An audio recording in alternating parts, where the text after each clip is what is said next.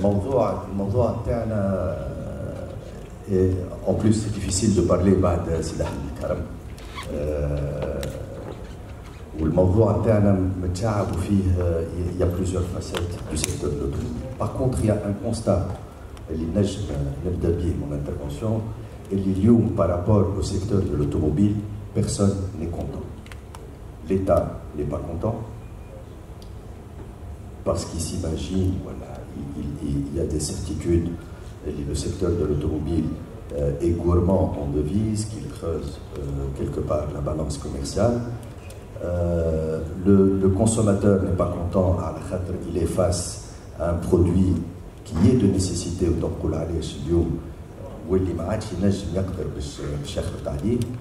et effectivement la troisième composante qui sont les concessionnaires aujourd'hui ne sont pas contents parce que d'une part on n'est pas libre alors que le marché devrait l'être, d'autre part on voit notre croissance freiner et وهذا ينجر عنه زاد des conséquences اللي تو نحكي عليهم peut-être un peu plus tard من غير ما نطول عليكم. Il y a plein de malentendus par rapport au secteur. نجم نقول لكم que face à la mauvaise perception, à l'image très négative du secteur, au discours et aux malentendus que nous avons soit par rapport aux autorités, soit par rapport aux consommateurs, le GORF a pris l'initiative d'engager une étude, de commander une étude à l'un des meilleurs cabinets mondiaux, je le cite parce que ce n'est pas un secret, EY, Ernst & Young, et nous avons commandé une étude pour faire l'état des lieux sur la contribution du secteur. Cette étude بدأت في بعض les analyses مازالت ما وفاتش et les chiffres sont édifiants. À titre d'exemple, ماهوش تو باش نتعمق فيهم خاطر انا بدي مازلت j'ai pas eu l'occasion de bien les voir.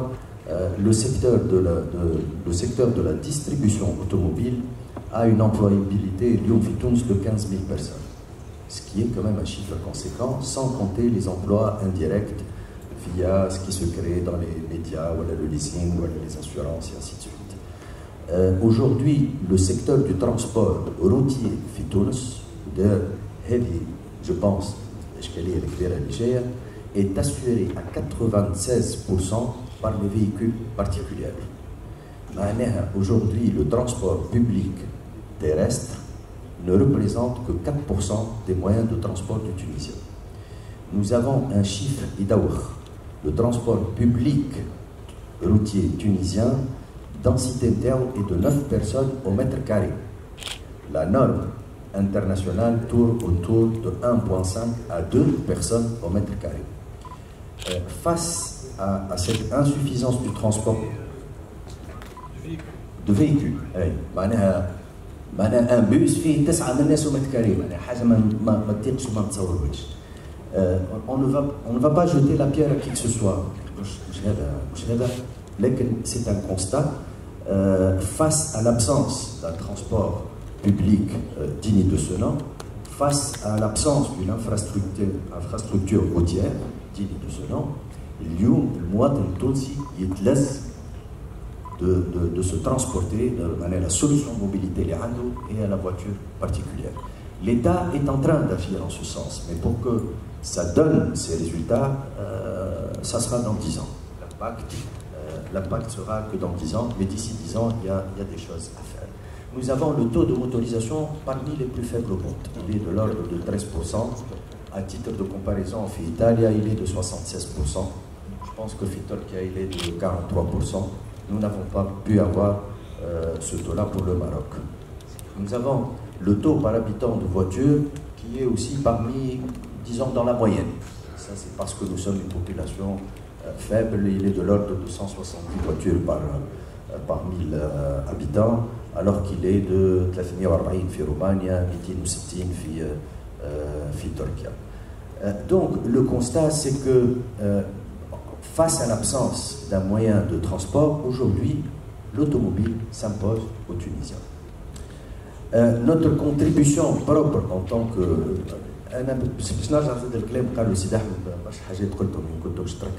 Notre métier, c'est d'apporter, de vendre des voitures et d'assurer leur service après-vente. Et donc, du coup, nous sommes dans une chaîne de valeur, de création de richesse du pays. Et toute entrave à notre métier est une entrave qui ne nous permet pas de croître, qui ne nous permet pas d'offrir les bons services et qui ne nous permet pas, le khayal, notamment au niveau de la bourse, peut-être pourront démontrer que toutes les entreprises, voilà, les concessionnaires automobiles, gagnent de l'argent. Ce n'est pas mochaïb de gagner aujourd'hui de l'argent, mais c'est des investisseurs dans le pays. Tous les concessionnaires automobiles, c'est des grands groupes aujourd'hui qui investissent dans le tourisme, dans l'agriculture, dans l'industrie, etc. Moi, je pense que, et pour revenir à la question cruciale du financement pour les particuliers, voilà, pour les entreprises, effectivement, le resserrement de l'accès au crédit, que ce soit pour les particuliers, voilà, pour nous en tant qu'entreprise, a donné un coup d'arrêt aux ventes. Alors, est-ce qu'il était voulu quelque part pour essayer de réduire les importations? Est-ce qu'il a été voulu par d'autres considérations, qui est le manque de liquidité sur le marché, qui est la difficulté d'avoir des ressources financières? En tous les cas, le fait est là. Et le renchérissement du coût du crédit, avec un taux monétaire qui, de 2009 à aujourd'hui, a fait une croissance de 2 et quelques % tous les ans, ou 6,8 aujourd'hui, il a entraîné une réduction drastique de nos ventes et il a entraîné une régression de 12 places de la Tunisie dans son classement doing business ou la compétitivité de Tunis par rapport à d'autres pays pour l'accès au crédit. Donc c'est vrai que l'effet est négatif.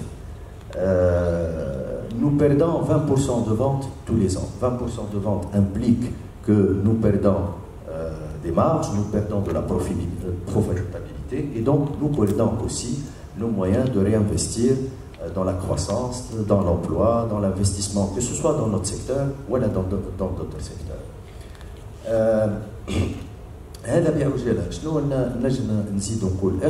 Effectivement, aujourd'hui, nous voyons, nous avons eu, je ne veux pas, mais il y a quelques mois, nous avons eu des retours d'un pays, d'institutions financières qui sont des compagnies de leasing.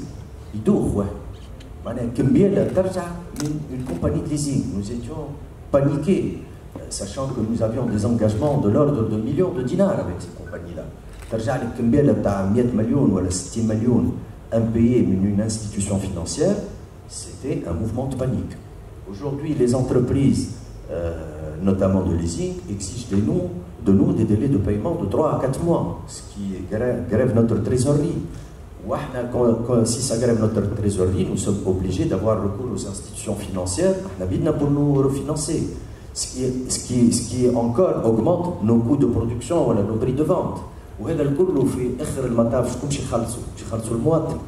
اليوم المواطن التونسي لقى روحو devant une baisse de l'euro drastique, الكل معناها qui a fait un enchérissement de 30 à 40% du produit. لقى روحو face à une augmentation des droits et taxes. L'année dernière, l'État a été obligé d'augmenter les droits et taxes, les droits de consommation de 25% et d'augmenter la TVA de 1 point. Il a un impact immédiat sur les ventes. Nous avons eu un rush au mois de décembre dernier. Voilà. Elle a anticipé, et puis cette année, donc, nous avons eu une augmentation de l'impôt société qui est passée de 25 à 35%. Le consommateur final. Et nous avons eu une augmentation donc, du taux monétaire, que ce soit au niveau du financement dans l'ouverture des accréditifs et dans le financement de notre stock, ou que ce soit le client.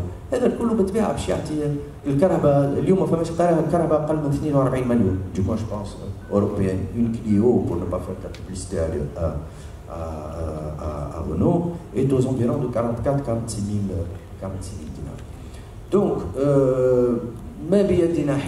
on essaye, nous, de réduire nos coûts, mais nous n'avons aucune solution.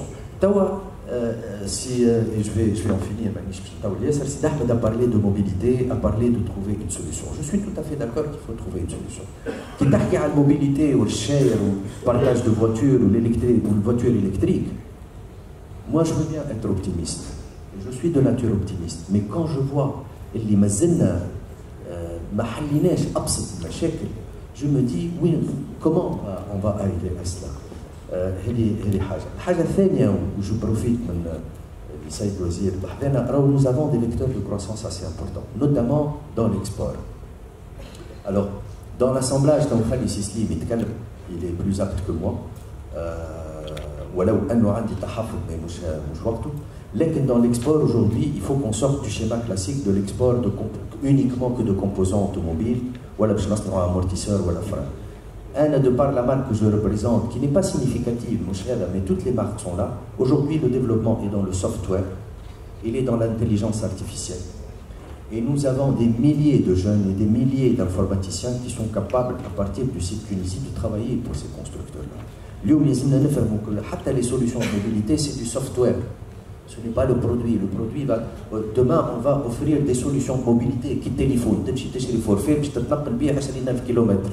جمعة في رونو وجمعة اللي بعدها في فواتور يوتيليتير وتمشي ليسونسيال خلصت 20,000 دينار 20,000 دينار pour circuler pendant 2 mois. Peu importe l'outil que vous allez utiliser. بالضبط كيما التليفون. عندي نوكيا ولا عندي اسمه سامسونج ولا ابل, j'ai acheté un forfait auprès d'un opérateur. Et ça, on n'y est pas prêt. Dernière chose, qu'on le veuille ou pas, on n'est pas des producteurs de voitures. Le marché est très faible. À mon avis, la solution, c'est de libérer le marché.